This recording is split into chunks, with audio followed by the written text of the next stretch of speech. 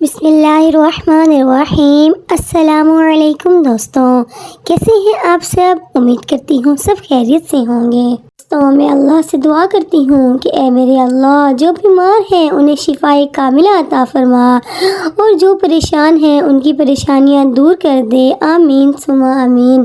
دوستوں، آج جمعے کا دن ہے۔ سب سے پہلے میری طرف سے آپ سب کو جمعہ مبارک، دعاؤں میں یاد رکھیے گا۔ یا اللہ، آج جمعے کی نماز میں جتنے ہاتھ بھی تیری بارگاہ میں اٹھیں، یا اللہ سب کی دعائیں قبول فرما، آمین ثم آمین۔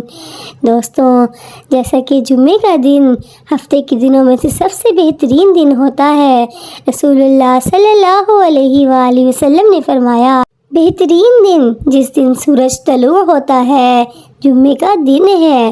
اس دن آدم علیہ السلام تخلیق کیے گئے، اسی دن جنت میں داخل کیے گئے اور اسی دن اس سے نکالے گئے۔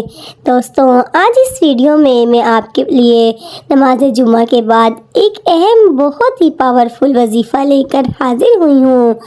حضرت ام المومنین عائشہ صدیقہ رضی اللہ تعالی عنہ سے روایت ہے، سرکار اقدس صلی اللہ علیہ وآلہ وسلم نے ارشاد فرمایا، جو شخص جمعے کی نماز کے بعد سورہ اخلاص، قل هو اللہ احد اور سورہ فلق، قل اعوذ برب الفلق اور سورہ ناس، قل اعوذ برب الناس، 7 مرتبہ پڑھ لے گا، یعنی سورہ اخلاص 7 مرتبہ اور سورہ فلق 7 مرتبہ اور پھر سورۃ ناس 7 مرتبہ پڑھ لے گا، تو اللہ عز و جل اس کو دوسرے جمعے تک اس کی وجہ سے آفت و شر سے محفوظ رکھے گا۔